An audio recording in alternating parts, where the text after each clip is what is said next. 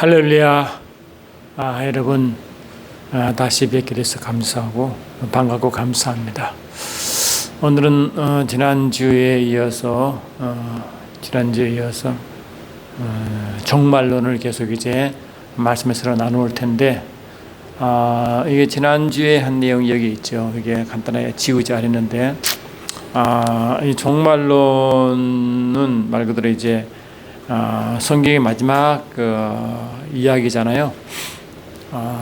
근데 그 성경의 마지막 이야기가 그냥 마지막이 아니라 영원전에 계획하신 하나님의 그 일의 성취의 마지막이죠, 시간요. 여러분 말씀드렸지만 디도서 1장 2절에 영원전에 하나님이 약속하신 건 뭐라고 그랬어요? 영원전에 영생을 약속했다고 분명히 말씀드렸죠. 그 영원전에는 죄도 없고 악도 없는 상태, 하나님만 계시는 그런 상태에서 영생이라는 것은 우리가 뭔 죄를 지었고 생명을 잃어버리고 생명을 다시 취하는 그런 이야기가 아니라고 그랬죠. 죄가 없는 상태이기 때문에 하나님만 계시던 그런 상태의 영생인 것입니다. 그럼 뭘 영생을 약속하시느냐? 그 영생은 예수님 십자가에 달려 돌아가시기 전에 영생을 정의했죠. 정의를 어떻게 했냐? 요한복음 17장 3절에 영생이라 함은 참 하나님과 그가 보내신 이 예수를 아는 것이 영생이라고 분명히 말씀하셨잖아요. 그 영생이라는 것은 참 하나님과 그가 보내신 이 예수를 아는 것이다. 그래 아버지와 아들을 아는 것이죠. 그 아버지와 아들을 알다가 지노스코라는 헬라어인데 그 이성적 지식에 머무는 것이 아니라 그랬죠. 하나님 아는 지식 때문에 영적인 지식이고 경험과 체험을 동반한 지식이고 깊은 관계성이 서는 지식이기 때문에 그냥 이 세상의 합리적 이성적인 그런 머리 지식으로 떠나는 그와 다른 차원의 알미죠. 그러니까 깊이 예수 아버지와 그 안다 것은 성령으로만 알 수 있는 것이고 경험할 수 있는 것이기 때문에 다시 말하면 삼위일체 하나님과의 관계성인 것입니다. 그래서 영원전 하나님은 이 삼위일체 하나님과의 관계성을 깊은 관계성과 깊이 알을 약속하신 거예요. 그러면 뭡니까? 그게 피조세계와 연결됐겠죠. 그래서 하나님은 그 피조세계 안에서 하나님의 하실 일과 피조세계와 하나님과의 그 관계성을 영생이라는 단어로 정의하시고 계획을 세우시고 그 모든 주권과 하나님의 작정을 거기에 기준 두시고 펼쳐 나가죠. 그러니까 하나님 모든 그러한 영원전의 계획을 펼쳐 나가시는 모든 하나님의 주권적인 경영사항을 경륜이라고 분명히 말씀드렸어요. 그래서 하나님의 경륜은 영생을 나타내시고 이루어 가시는 전체 하나님의 주권적인 일이고 하나님의 시간표에 따라 가시는 하나님의 믿음과 열심을 행하시는 일인 것입니다. 그런데 여러분 알다시피 이제 그 계획으로 하나님이 창조물을 골로새 1장 17절에 말씀한 것처럼 이미 모든 창조물, 모든 피조물이 주 예수 그리스도 안에 이미 서 있잖아요. 그러니까 서 있다는 것은 계획한 것인 거죠. 이 요한계시록 4장 11절은 모든 만물이 그 뜻에 의하여 창조되고 보존된다고 그랬잖아요. 그래서 에베소 1장 11절도 하나님의 주권적인 계획에 따라 우리가 예정을 입어 하나님의 주권을 따라가도록 되어 있다고 말씀드렸잖아요. 그러니까 그런 영원전에 계획하신 그 하나님과의 관계성과 하나님 함께 일하시는 그 모든 관계성이 이 마지막 종말론의 완성이 되는 거예요. 그렇잖아요. 그 완성되는 포인트가 어디겠어요? 요한계시록 21장 22장에 바로 새 예루살렘 성이라고 말씀드리고 그리고 신천 신지에서 일어난 일이라고 그랬어요.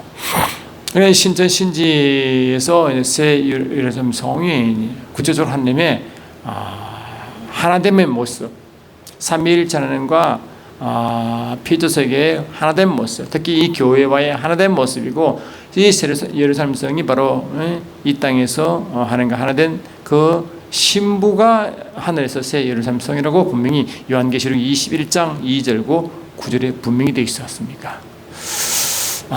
그래서 근데 이 영생은 어디에서 영원됐습니까? 하나님 나라에서 경험되어지고 이루어진 일이잖아요. 그러니까 이 영생이라는 것은 하나님 나라와 같이 이루어져 가는 것입니다. 그래서 요한계시록은 뭐냐? 이 요한계시록의 이 전체 구조가 뭡니까? 하는 나라의 완성과 그의 나라를 방해하고 그 하나님의 영광을 또 흠집내고 그분의 이름을 모독하는 그런 악한 영에 대한 그런 황폐케하는 자에 대한 하나님의 진노가 있다는 거예요. 그게 이제 하나님의 일곱인의 진노라고 말씀드렸잖아요. 그 요한계시록은 두 축이 있다. 왜? 이 영생을 경험하는 그 하나님 나라의 완성과 그 나라의 방해 세력인 황폐케하는 자에 대한 하나님의 진노라. 그 진노가 요한계시록에 쫙 나열되어 있습니다.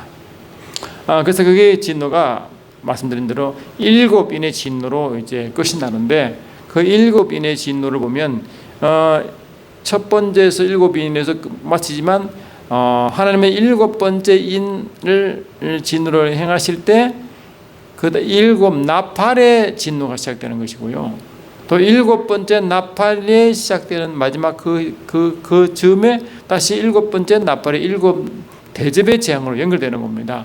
그러니까 일곱 인 속에 나팔 재앙과 대접의 일이 포함되어 있기 때문에 하나님의 가장 극심한 하나님의 진노인 일곱 번째 인의 사건을 나팔과 대접 사건으로 확대하여 설명하는 것입니다. 상세했습니다. 그리고 실질적인 진노는 일곱 인의 진노로 끝이 나는 것이죠.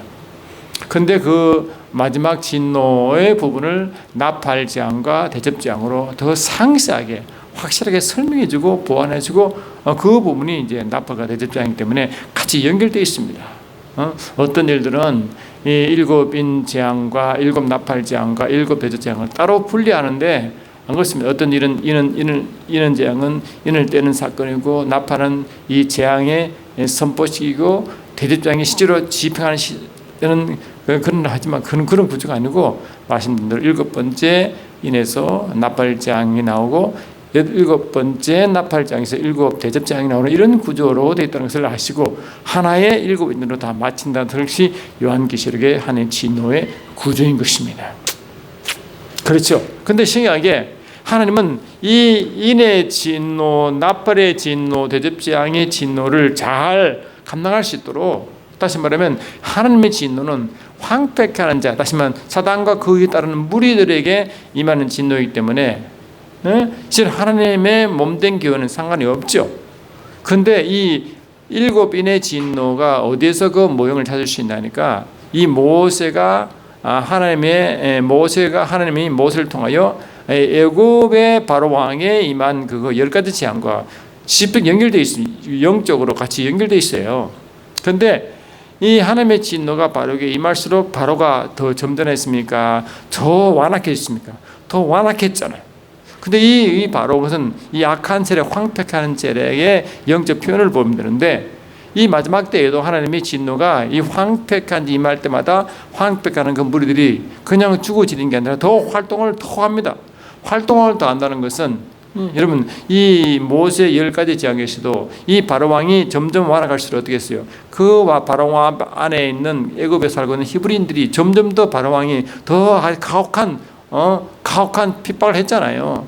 맨 처음에는 집을 가지고 벽돌을 이렇게 찍으라 했지만 나중에 집도 안 주고 집을 주어 가지고 벽돌 그 숫자의 벽돌을 그 수를 채워라 할 만큼 점점 이 힘들어지는 거예요. 그처럼 하나님의 진노가 마지막 때 임할수록 이 하나님의 몸된 교회에 대한 사단의 핍박은 엄청 심합니다.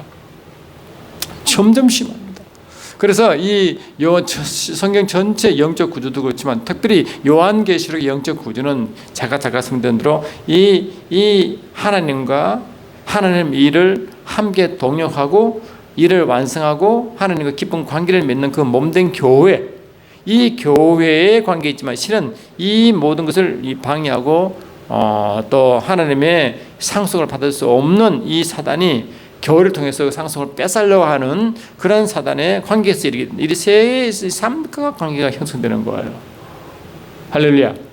그래서 오늘은 이 삼각관계에서 사단의 일을 오늘 말씀드리고 다음 시간에는 요한계시록에 나오는 그 사단의 악한 세력의 무리의 영적 구조를 설명드릴 것입니다.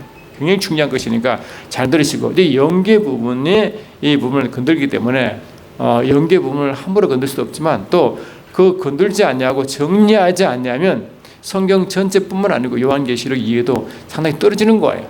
이 마지막 때일수록 영계가 더 열리고 이 마지막 때일수록 영적 구조를 알아야지만이 악한 세력의 영적 구조를 알아야지만 우리가 대처할 수 있습니다. 그걸 오늘 앞부분을 말씀드리도록 하고, 오늘 아까 말씀드린 대로 지금은 지난주에 전체 이야기가 오늘도 연결되기 때문에 요약한다고 보면 됩니다. 그런데 이런 하나님의 진노가 임할수록 하나님의 백성은 물론 피할 길 주시고 대처하시지만 이 하나님의 진노가 임할수록 사단은 점점 더 교회의 핍박이 방해와 핍박이 더 심해지기 때문에 그때 하나님은 하나님 몸된 교회의 이 진노가 잘 지나갈 수 있도록 준비시고 위로하신다고 그랬어요.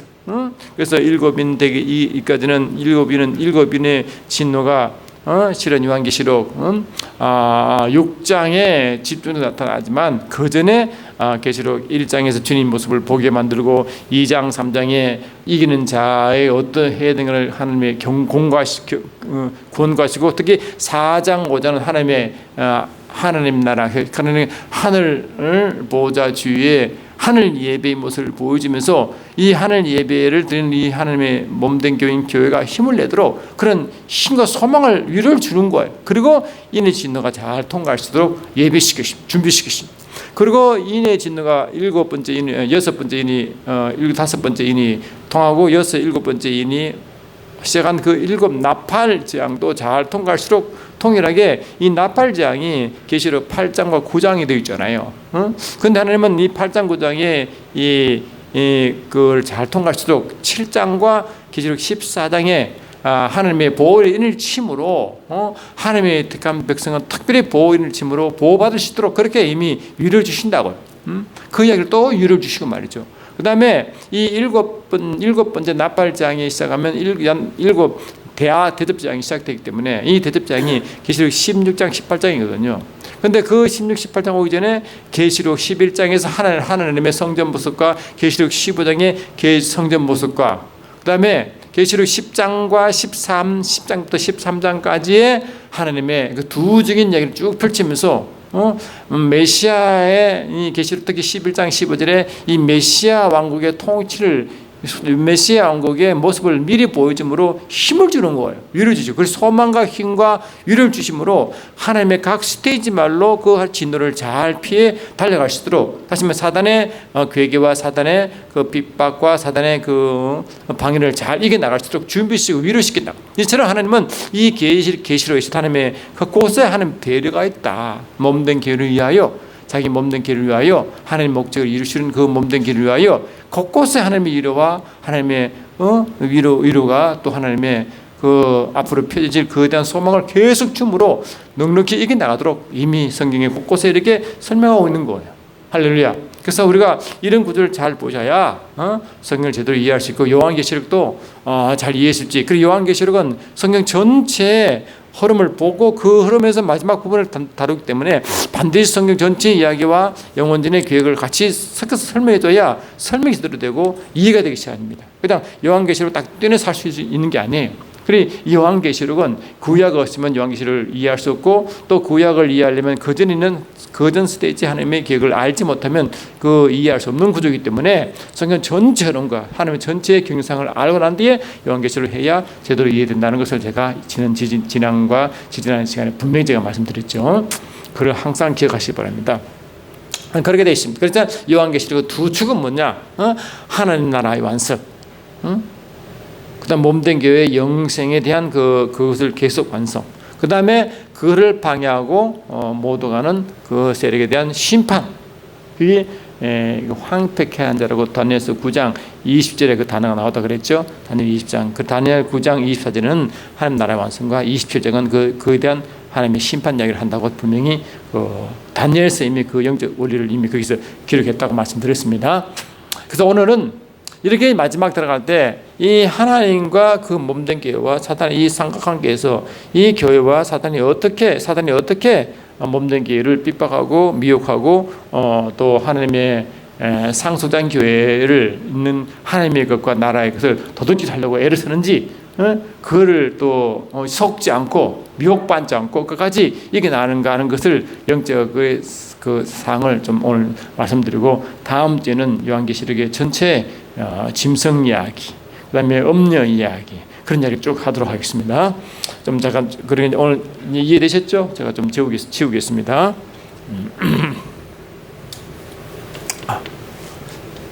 그래서 이게 이제 이런 말씀을 하시면, 어저께도 우리 친한 우리 목회자 한 분이 전화를 주셔서 우리 같이 얘기를 좀 했는데, 특히 이제 어느 때면 이제 계시록 종말론에 다양한 종말론이 많습니다. 지금 특히 한국 교회는 세대적 종말론이 거의 그냥 지금까지 그 세대 종말로 교회가 그렇게 이제 종말을 다루고 있었기 때문에 세대지적 종말에 대한 그 피해가 굉장합니다, 여러분. 그 왜 그러냐? 성경을 제대로 이해하지 못한 것을, 사실 지금까지 요한계시를 제대로 이해하려면 방금 말씀한 그런 접근법을 써야 되는데 그렇지 않냐고 일부를 자꾸 다루다 보니까 계시록이 엉뚱한 데 가서 이렇게 미혹, 심하게 말하면 미혹이죠. 하나님의 원래 뜻과 다르게 자꾸 전개되는 겁니다. 그러니까 하나님의 진정한 하나님의 충실되고 하나님의 백성이 그렇게 미혹되면 되겠습니까? 그래서 오늘 부분은 그렇게 하지 않도록 제가 강의할 때마다 제가 말씀을 계속 드리고 있는 것입니다. 그래서 이 세대적 종말론이 한국 교회를 이렇게 거의 지배하도록 하고 있지만, 또 동시에 한쪽에서는 무천년주의가 또 득세하고 있지만, 그 둘 다 성경에 굉장히 비성경이 너무 많기 때문에 성경 계시록을 제대로 이해하셔야 여러분 마지막 미혹도 방지할 수 있다고 저는 보는 겁니다.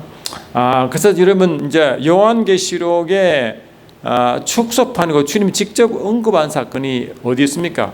그렇죠. 마태복음 24장에 주님이 직접 요한계시록의 축소판을 설명한 겁니다. 그래서 이 요한계시록을 제대로 이해하려면 마태복음 24장 주님이 이 땅에 계실 때 마지막 종말에 대한 그 이야기를 주님이 직접 하신 것을 잘 읽어보시면 미혹받지 않습니다. 그 근적 영적 기준이 다 들어가 있어요. 그 내용을 잘 모르는 게 자꾸 미혹합니다. 예를 들면 환란 오기 전에 신실한 성도가 먼저 휴거한다든지, 또 일부 그 휴거하지 못한 자가 다시 재림 그 즈음에 또 휴거한다든지, 이런 식으로 두 번 휴거 이야기를 하기도 하고 말이죠. 그리고 주님 오시기 전에는 제3성전이 완성돼 가지고 그 제3성전을 짓고 또 이스라엘의 초막지를 완성할 수 있는 것에 우리가 이스라엘 회복운동 해야 된다고 그쪽으로 계속 몰고 담고 있고 말이죠. 이렇게 이 요한계시록 자체도 굉장히 혼돈이 심해요. 그것은 바로 뭐냐, 이 유대 사관, 유대 역사, 유대 사관으로 그 성경을 바라보다 보니까 그렇게 그런 오해가 있을 수밖에 없고, 그런 성경을 오해한 것이죠. 왜냐하니까 히브리서 보시니까 이 구약과 신약의 위치를 분명히 설명하고 있는데, 이 구약은 신약의 모형과 그림자 아닙니까? 근데 모형과 그림자의 역할로 구약을 보면 되는데, 그냥 모형과 그림자를 실제 모습으로 보고 그걸로 끌고 가니까 문제가 발생하는 거예요. 안 그렇습니까?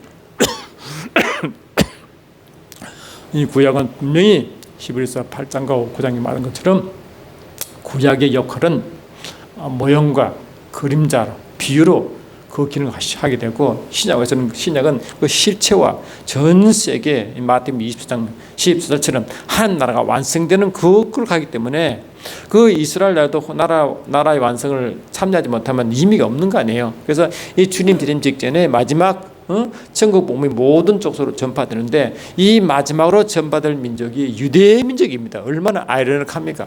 원래 유대 민족을 로마서 9장과 11장에 유대 민족을 택하여 어떤 계획을 바울이 아주 그냥 피를 토하는 심정으로 자기 백성들 위해서 구원을 위해서 애를 쓰는 모습이 나오고, 이 이스라엘 백성이 하나님 있을 때 택하여 선민으로 만들 때에도 어떠한 약속을 준 것을 쭉 설명하는데, 그걸 다 잊어버리고 오신 메시아를 거부함으로 그 하나님의 복음을 자꾸 거부함으로 이 마지막 구원받을 민족이 오히려 유대민이 됐다는 그 사실이 너무나 가슴 아파하는 바울 이야기가 나와잖아요. 그러니까 그들은 영적으로 무지하기 때문에 그 영적으로 무지한 그런 유대 중심의 사고를 지금도 하고 있다고. 그게 뭡니까? 세대적 종말론의 가장 병폐입니다, 여러분. 그걸 보는 눈이 있어야 됩니다. 그 세대주의 종말론에서도 물론 배울 점도 있지만 실은 가장 큰 줄기에서 큰 오해를 하고 있는 거 미혹받게 하는 거라고 저는 개인적으로 굉장히 중요한 목사 중에 한 명입니다만은 하여튼 간에 그렇습니다. 그래서 이 하나님 마지막 종말론 부분에 주님이 이 땅에서 이 마지막 주님이 재림 직전에 있을 영적 현상을 뭘 말했어요? 미혹이란 단어는 미혹입니다. 미혹을 조심하라. 미혹. 이 미혹은 하나님 하시겠습니까? 하나님 미혹하지 않습니다. 하나님은 미혹하지도 않으시고 미혹받지도 않는다고 분명히 야고보서 나와 있습니다. 그러니까 하나님이 하시는 게 아니고 사단이 하겠죠 분명히. 근데 사단이 영적으로 이 하나님의 영광을 가르치고 하나님 이름을 모독하고 하나님 몸된 길을 방해하고 핍박하는 것이 그 영적 존재가 마귀 아닙니까 여러분? 아시다시피. 그러니까 이 마귀의 이게 미혹 속는 거죠. 그러니까 이 마귀는 십자가에서 패배하여 우리의 적이 될 수는 없지만 속이기 때문에 문제가 되는 거예요. 그래서 이 미혹은 뭐냐? 이게 괴계. 이 괴계가 거짓말이고 속이는 거잖아요. 거짓과 속임으로 이 미혹하기 때문에 이 영적 분별력이 없으면요 다 넘어가는 거예요. 그래서 하나님은 우리에게 뭘 말하는 게 항상 깨어 있어라. 깨어 있어라. Be sober, 그러니까 깨어 있어라. And be alert. 경계하라. 그걸 보고 파수꾼 역할을 하라. 이 예레미야 그 말 나오잖아요. 에스겔 나오고 이 파수꾼을 하라. 이 파수꾼 역할은 뭡니까? 감시하는 거잖아요. 누굴 감시? 적을 감시하는 거죠. 할렐루야. 적의 종들을 감시하고 계속 감시하는 거예요. 예, 그래 이 적이 우리 적은 사단의 무리 아닙니까? 그 따르는 모든 자의 무리 아니에요. 그러니까 그 다시 말해 황폐가란 자에 대한 하나님이 깨기를 원한다. On the desolate.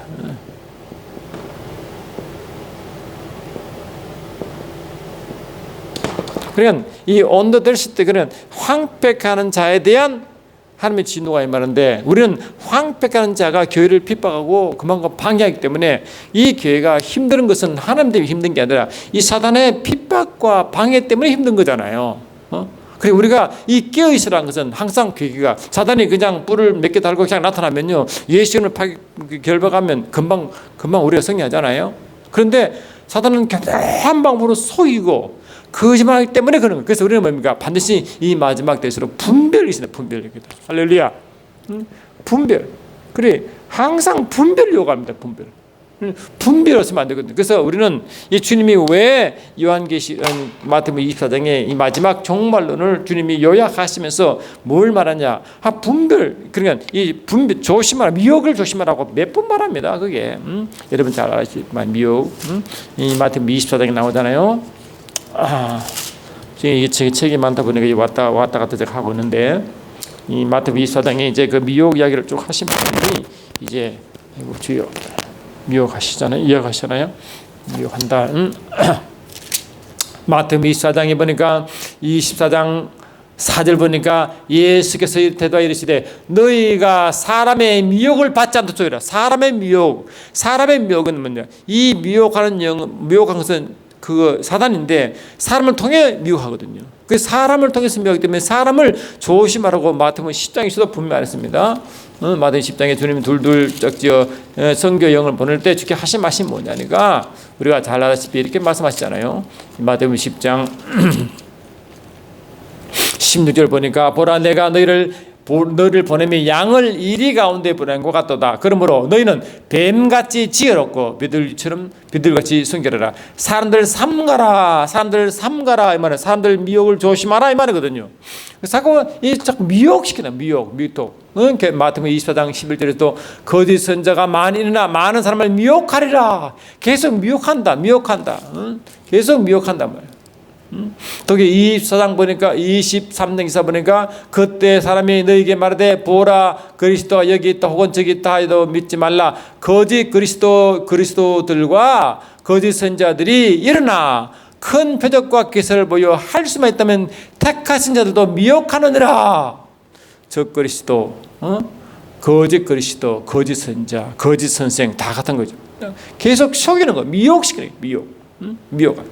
그래서 이 특히 에베소서가 이 교회론을 말하는 거잖아요. 에베소서 골로새서가. 근데 특히 에베소 4장을 보니까 특히 사단의 괴계, 사단의 거짓말, 거짓말 괴계 4장 14절 보니까 우리가 이제부터 어린 나이가 되지 아니하여 사람의 속임수와 간산 유혹에 빠져 온갖 교훈의 풍주에 밀려 요동하지 않게 하려 함이라. 하므로 사람의 속임수, 할렐루야. 이 사람의 속임수라는 단어를 보면 바로 이게 큐베이아라는 단어를 씁니다. 큐베이아.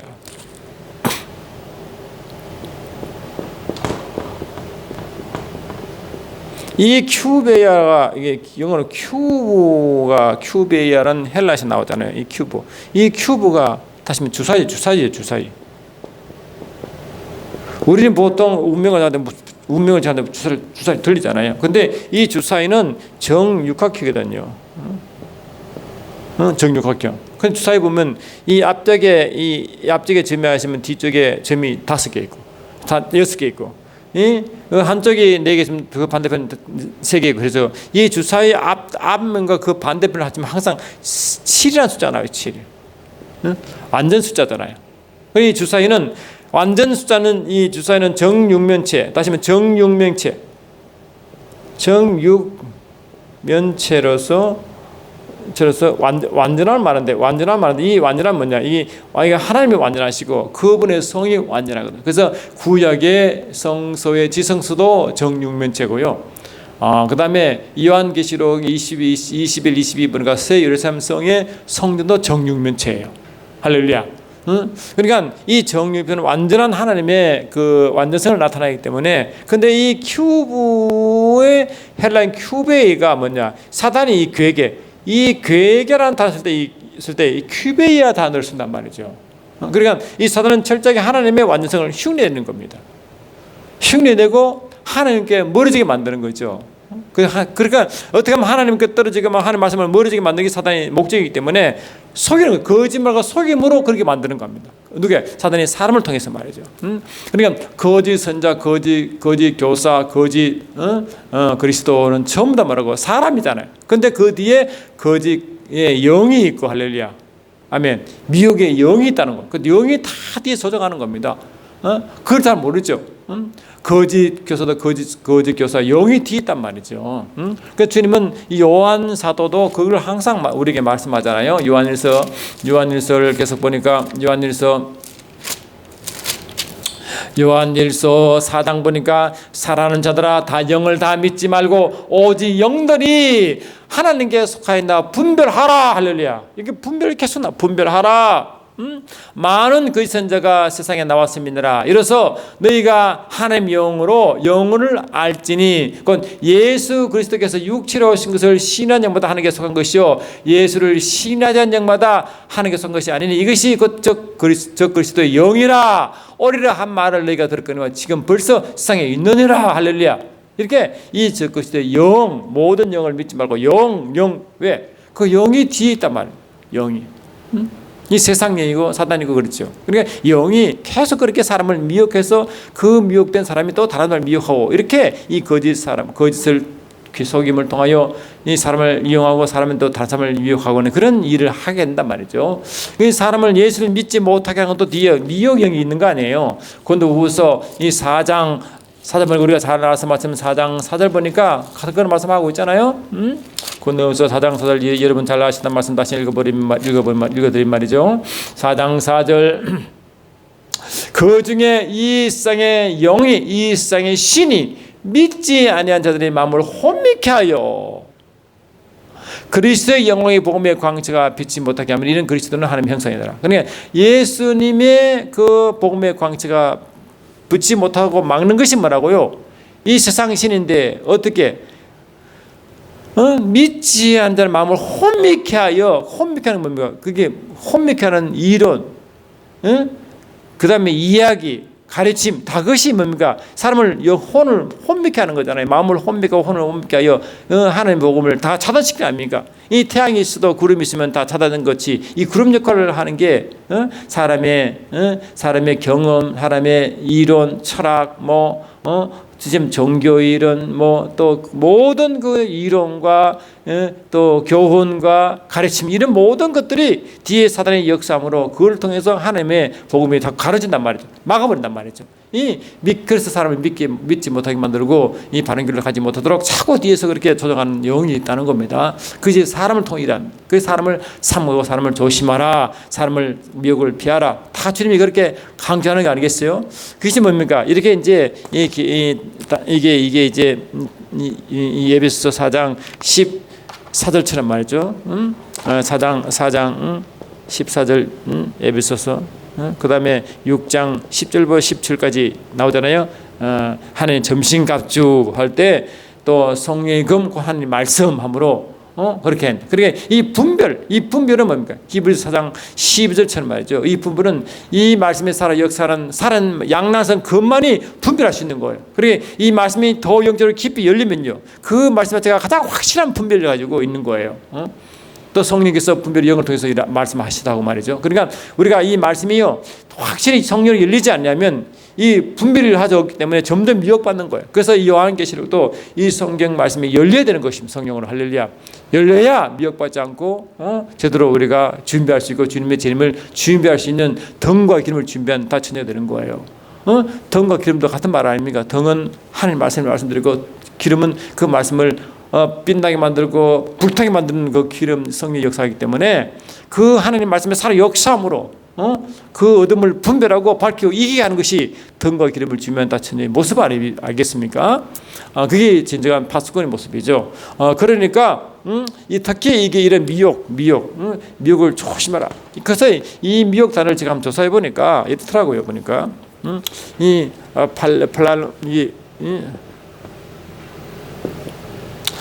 플라론이라는 단어를 씁니다. 플라논, 비호. 그리고 플라노에서 나온 단어인데 플라논이 바로 미혹인데 이 미혹 단어가 뭐 꾀다. 얼루어, 꾀는 거예요. 다시 말하면 꾀가 어떻게 했어요? 다시 말 이거는 꾀는데 이게 다시 방황하게 하다의 뜻이 방황하게 하다. 그러니까 우리가 이게 화살에 화살에 맞는 그 판이 정확하게 비치면 괜찮은데 이게 화살이 빗나감으로 사람 방황한단 말이죠. 정확한 목적이 없으니까. 그러니까 이게 다시 말하면 이 화살을 빗나가게. 화살을 빗나가게 만드는 그런 의미가 있습니다. 이게 화살을 빗나가게 만들다, 빗나가게 하다.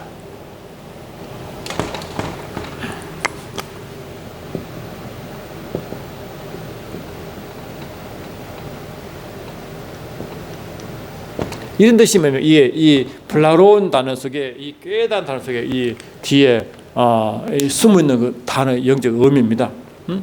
빗나가는. 그러니까 이 빗나간다는 씁니까?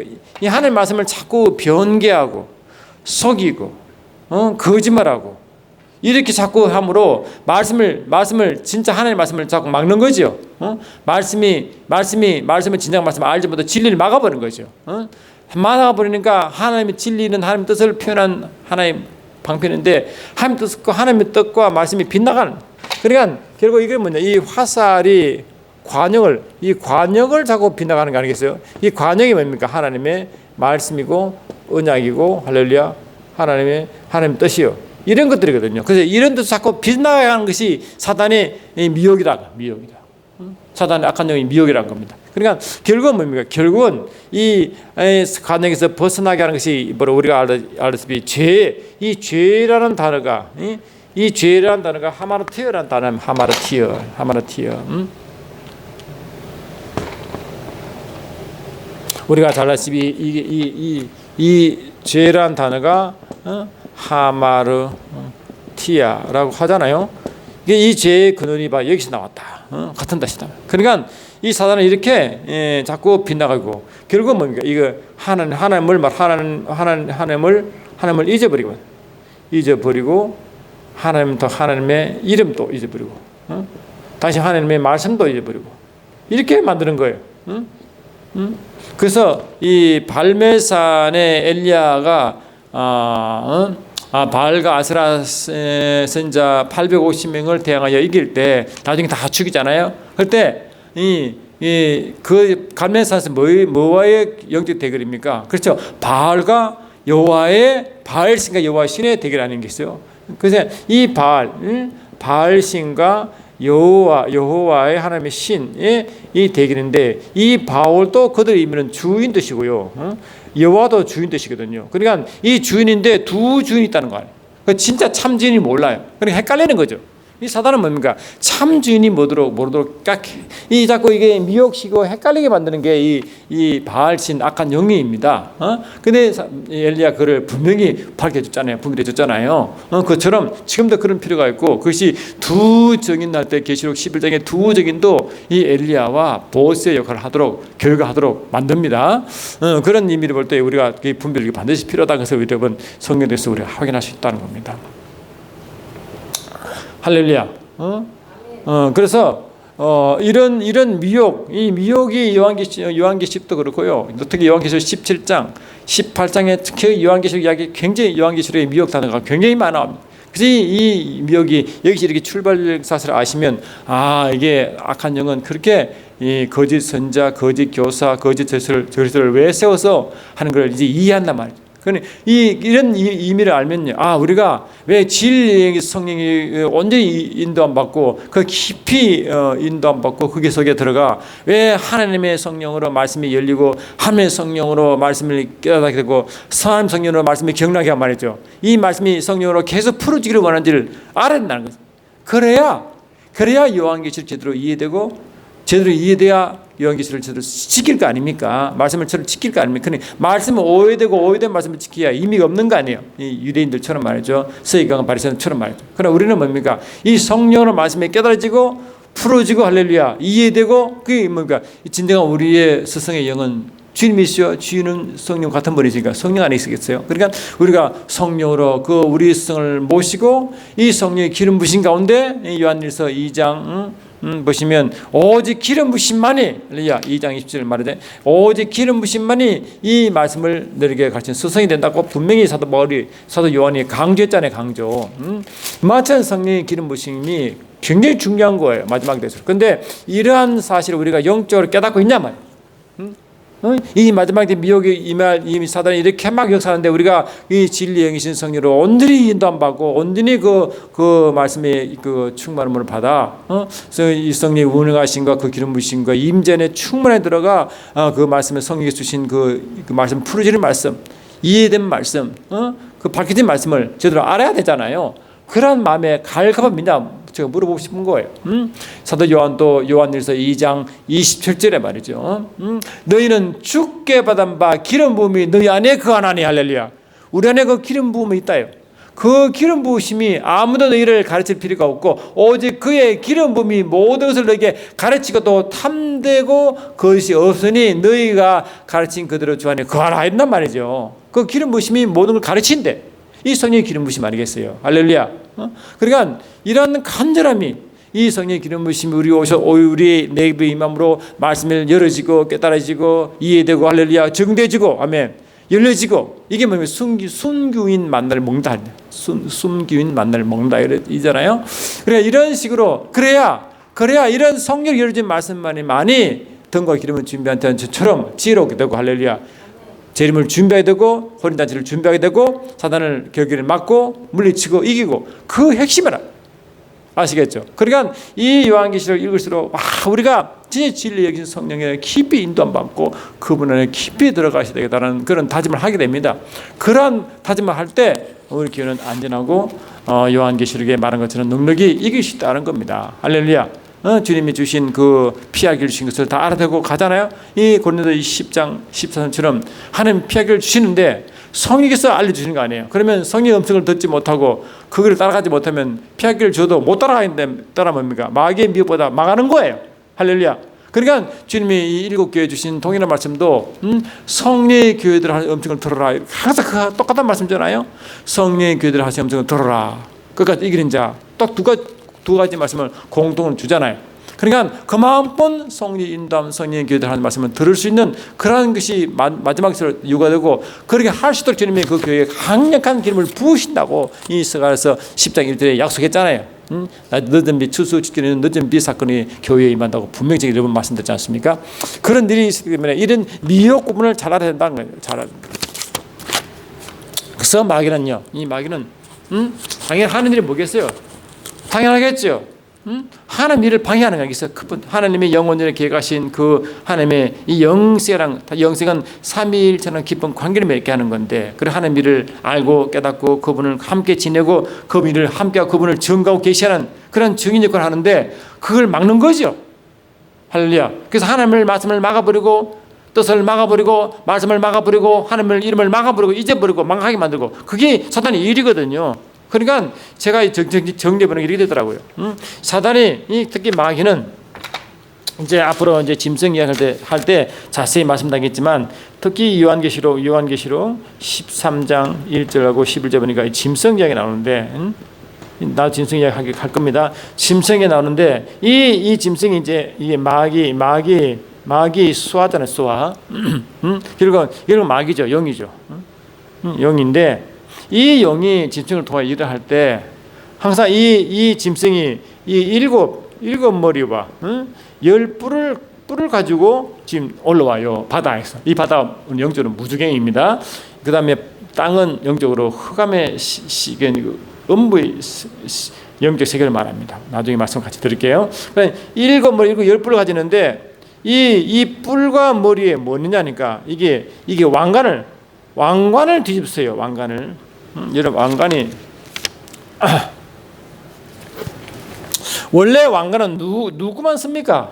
주님만 왕관을 쓰잖아요. 주님만. 근데 이놈이 왕관을 지가 뒤집으시고 옵니다. 지가. 그 일곱. 그러니까 이 원래 주님은 일곱 머리와 우리 주님은 완전한 그 권세를 가진 분이잖아요. 주님 완전한 권세를 가지시기 때문에 완전한 권세의 의미가 이 뿔이라는 의미라 일곱 뿔 하거든요. 그래서 주님은 7 왕관을 가지고 오신 분인데, 그런데 이 왕관을 이 짐승의 뿔에 지가 왕관을 뒤집어쓰고 있어요. 다시 말하면 뭡니까? 이 왕관은 디아데마라고 쓰는데, 이 디아데마라는 이 왕관을 주님만 쓰는 왕관을 쥐가 뒤집습니다. 누가? 짐승이, 또 용이 말이죠.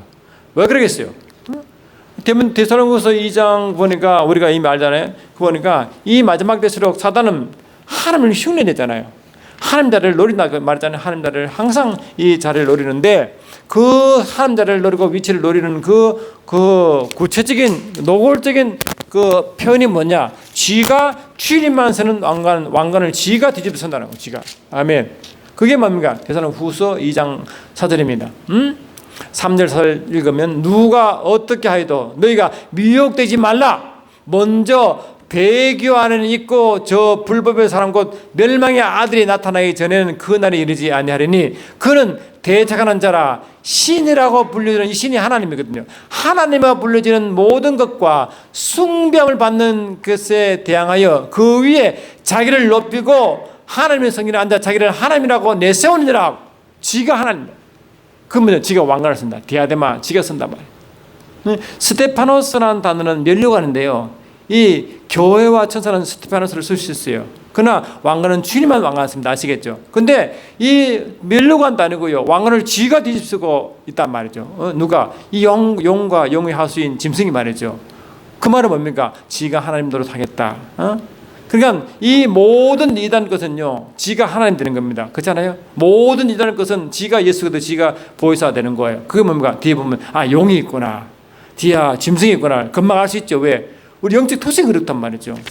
그러니까 특히 마귀는 그 하수인을 통해 뭘 하기는 뭐냐니까, 첫 번째 이 디아데마, 그 왕관은 디아데마, 디아데마 왕관을 노려가지고 예수님과 하나님의 자리를 노립니다. 아시겠죠? 지가 예수죠. 지가 예수. 그 지가 뒤집었다. 두 번째는 뭐냐? 두 번째는 보니까 이 휴베야, 큐베이아.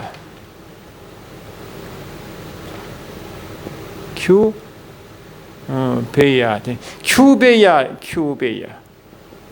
아까 큐베이아 했죠? 이 큐베이가 뭐예요? 괴계죠, 괴계. 미혹. 할렐루야.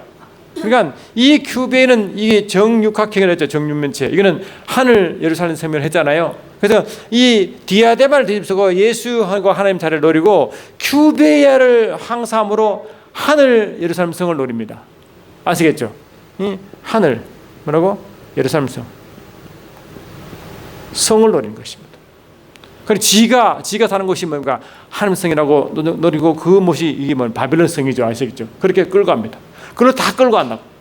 한 예루살렘 성을 지가 흉내내는 겁니다. 아시겠죠? 그래서 이 땅에서 모든 것을 지가 흉락을 다 해가지고 나중에 짐승을 타고 있는 이 엄녀 바벨론이 그 성입니다. 아시겠죠? 그게 유명한 그게 바로 이 큐베를 통해서 이 하늘 예루살렘 성을 지가 점령하려고 한다. 세 번째는 뭐냐? 세 번째는 이 플라논, 아까 말씀 플라논,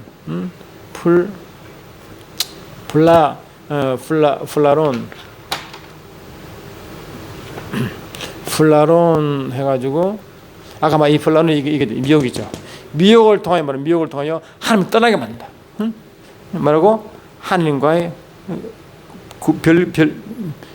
하나님을 떠나게 만든다. 하나님을 떠나게 만든다. 하나님을 말하고 하나님과의 분리죠. 하나님과 분리가 뭐예요? 이게 하마르티아 죄죠, 죄. 할렐루야. 이게 죄의 뿌리 아닙니까? 그러니까 이런 제가 이 정리해봤다고. 이 사단이 마지막 때 이 하스를 통해 뭘 하느냐? 이 지가 왕관을 덮었던 것은 하나님 자리에 노리는 자고, 할렐루야. 또 이 큐베야란 그래서 하늘 이 정육면체인 완전성을 가는 하나님의 성만 말하는데 지가 하나님의 예루살렘 성으로 자차하여 바벨론 성으로 끌고 간다. 할렐루야. 그런 것이고 또 세 번째는 뭡니까? 이 플라논 해가지고 미혹시켜서 하나님을 분리시키고 하나님을 잊어버리게 만들고 말씀 잊어버리게 만듦으로 말하고 죄를 짓게 만들자고. 하나님을 자꾸 그렇게 이 그렇더라고요. 그러니까 이러한 모습으로 자꾸 이 요한계시록의 영 상태가 나타난다는 거예요. 이해되시겠죠? 그러니까 이러한 오늘 이 말씀한 이 부분들이 너무너무 중요한 부분이기 때문에 제가 앞으로 계속 이런 영적 설명하실 때 잘 이해들었으면 이해될 거예요. 제가 또 뭐냐 이게 제가 이게 이 요한 이게 책에 보니까 저 보시면 이게 제가 이게 책을 냈죠. 여기 보시면 이 하나님의 경륜과 피조세계인데 여기에 하나님의 그러니까 영의 선한 영계와 악한 영계를 자세히 설명해 놨습니다. 아시겠죠? 그 중에 뭐가 있느냐? 특히 이 145쪽에 보면 이렇게 이 악한 영계 그림을 제가 설명해 놨어요. 이거는 뭐냐니까 악한 영계는 그러니까 주님이 이 누가복음 10장 보면 이렇게 되어 있어요. 누가복음 10장 보면 이렇게 되어 있습니다. 누가복음 10장을 보면 주님이 제자가 둘 전도를 갔잖아요. 그래서 갔다 와서 주님께 보고하는데 어떻게 보고하느냐면 이렇게 말하고 있습니다. 이 누가복음 10장에 나오죠. 10장 뭐라고 되어 있습니다. 10장에 되어 있어요. 70인이 기뻐하여 돌아와 이르되 주여 주의 이름으로 귀신들도 우리에게 항복하더이다. 이렇게 했다. 그러니까 주께서 뭘 말씀하십니까? 예수께서 이르시되 사단이 하늘로부터 번개같이 떨어진 걸 내가 보았노라. 내가 너에게 이르노니 뱀과 쟁갈을 밟으며 원수의 모든 능력을 제할 권능을 너에게 주었으니 너를 해칠 자가 없다. 이랬거든요. 그러니까 이 70인 전도들 제자들은 둘 짝져 나가서 귀신을 쫓았습니다.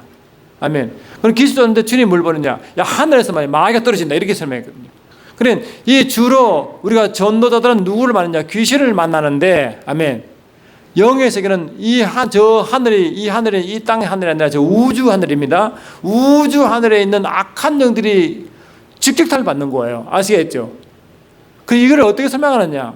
그래서 제가 아까 말씀드린 이 하나님의 경륜과 필세계의 설명을 자세히 그림을 그리는 것처럼 이 보시면 이 연계가 말이죠. 에베소 6장 특히 이 에베소서 6장 12절 보니까 분명히 연계, 악한 연계의 구조를 말했다는 주님이 제가 말씀드리면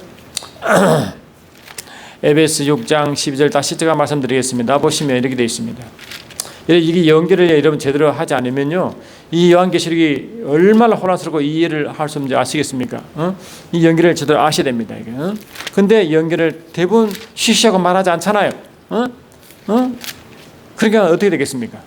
6장 12절 보니까 우리의 시름은, 할렐루야, 우리의 시름은 혈과 육을 상대하는 것이 아니요 통치자들과 권세들과 어둠의 세상 주관자들과 하늘에 있는 악한 영들을 상대함이라. 그래, 이게 주님이 이렇게 분명히 말씀을 통하여 영의 세계의 하이어라키, 다시 말해 계층 구조를 말했다는 거예요. 그러니까 이 하나님은 가장 위에 하늘에 있는 악한 이 하늘이 이 우주 연결 그 어둠의 우주에 있는 그 어둠의 세계의 영입니다. 아시겠죠? 그 영들이 있고 그 밑에 뭐라고 이 세상 주관자들이 있고 그 밑에 뭐라고 정서와 통치 말하는 통치와 권세하는 게 이게 바로 말입니다. 우리가 바로 보통 말하는 이 악령들과 귀신들이 맨 밑에 있는 거야. 그래 귀신 계급을 성경은 뭘 말하느냐? 이 통치와 권세라고 말하고 그 위에 있는 세력을 말하고 이 어둠의 악한 주관자들 이 어둠의 세상 주관자 말하고 그 위에 있는 것을 하늘의 악한 영들이 말하고 그 위에 마귀가 있죠. 이런 구조입니다. 그러니까 우리가 보통 제자들이 70인 제자나 12 짝지어 나간 제자들이 나가서 귀신을 쫓을 때 주로 귀신 쫓잖아요.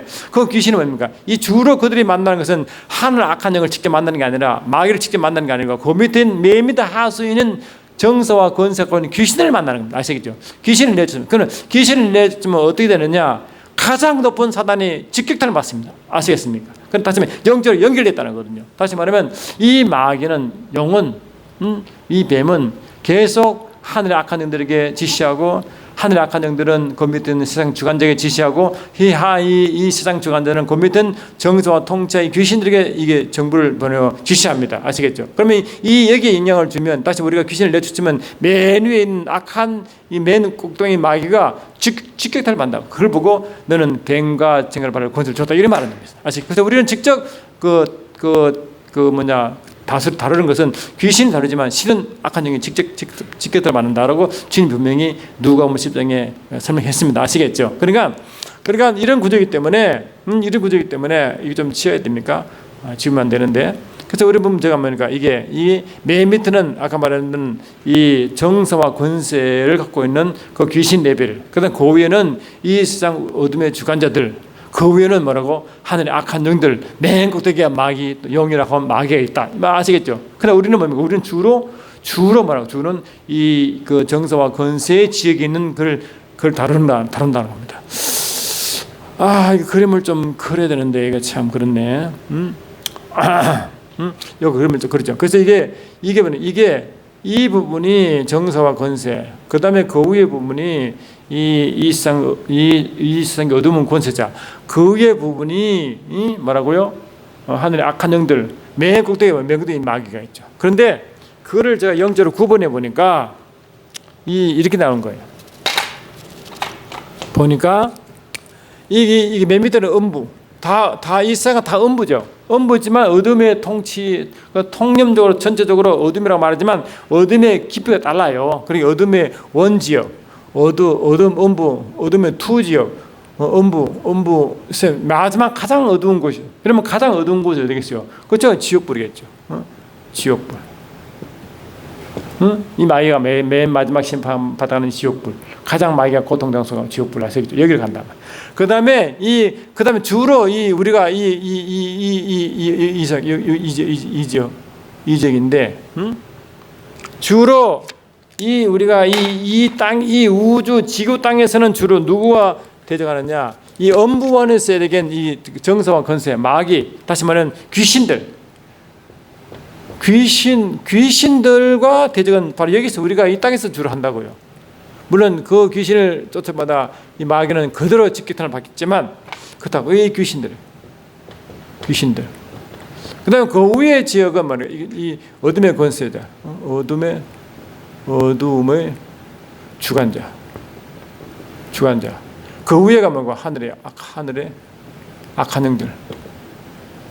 영들이고 이게 좀 적어서 못 적겠는데 여기 이제 그런데 이 음부원이 이제 우리가 살고 이 땅이라 생각하면 그 같은 그 영적 세계가 왜냐 마태복음 16장 18절에서도 너는 베드로라 내가 이 반석에 내 교회를 세우리니 음부의 권세가 있지 못하다. 그 음부의 권세가 있잖아요. 그것이 이 우리 지역의 모든 세계가 영적으로 어두운 것이에요.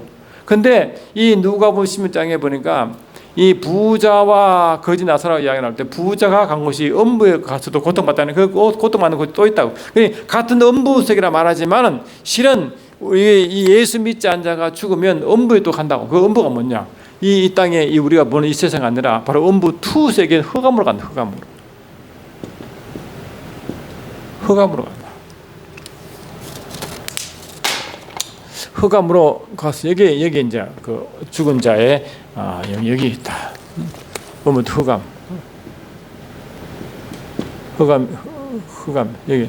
그리고 흑암 중 가장 깊은 곳이 뭐? 그 가장 깊은 곳이 무저갱이라 무저갱 흑암 또는 이게 감옥이라고 하는 옥이다. 여기 썩있다. 그 다음에 맨 마지막 간 곳이 이제 불보다 심판 위에 가는 곳이 이제 지옥불못이죠.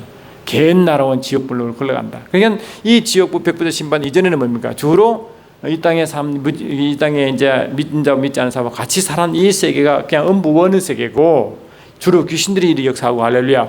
그 위의 세계가 이제 더 깊은 영의 세계가 더 깊은 악한 어둠의 영의 세계 깊은 곳이 이 흑암이라는 타탈로스라는 흑암의 세계에 들어가는데 거기는 사람이 이 땅에 살아 죽어가는 곳이고 그 세계고 더 감옥 같은 곳이 이제 무지갱인데 무지갱이 뭡니까?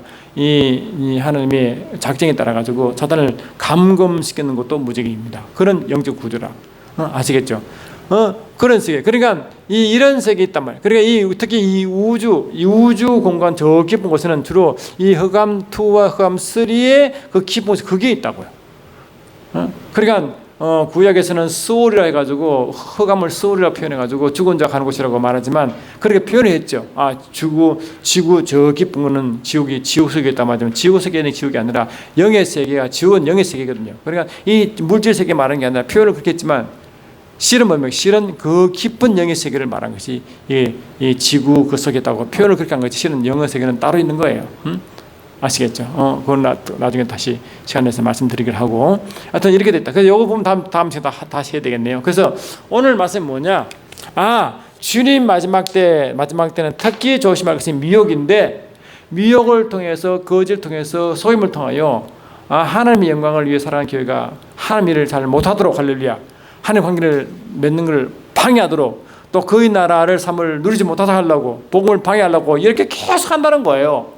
그 미혹의 자리에 잡고 있다. 그 미혹은 영은 사람 통해 일하기 때문에 이 거짓 교사, 거짓 신자, 거짓 그리스도가 나타나가지고 그렇게 하고 있는데 그 뒤에는 항상 영이 있다. 할렐루야. 영이 있다. 근데 요한계시록 14장 보니까 이 영의 사주를 받은 이 짐승이 바다와 땅에서 올라오는데 그들이 뭡니까? 특히 바다에서 오는 짐승은 열 머리와 열 뿔을 가지고 있는데 그 뿔에다가 예수님만 쓰고 있는 왕을 쥐가 되고 싶어 지가 예수인 것처럼 행동한다. 할렐루야. 그러니까 사단은 항상 뭐라고? 목적가 뭡니까? 지가 항상 왕권을 노린다. 그게 디아데마다. 그래서 예수님과 하나님 자리를 계속 노린다. 그리고 이 큐비에라 가지고 사람을 자꾸 이게 속여가지고 이 교회의 모습이 하늘 예루살렘 교회의 모습으로 변하는 건데 그것이 이 하늘 예루살렘으로 가는 게 아니라 그들의 성인 이 바벨론 성을 끌러 가려고 계속 큐베이아를 가지고 계속 괴결한다. 그걸 속이고 미혹한다. 아시겠죠? 또 하는 측면이 뭐냐? 플라노 해가지고 자꾸 이 플라노의 미혹인데 사람을 자꾸 미혹시킴으로 말하고 미혹시킴으로 하나님을 분리시킨다. 말씀을 분리시키고 하나님을 잊어버리고 그 이름을 잊어버리게 만듦으로 자꾸 그러니까 바알을 따라가게 만든다. 할렐루야. 그래서 계속 하나님과 분리시키고 결국 죄가 점점 깊도록 만들어버린다.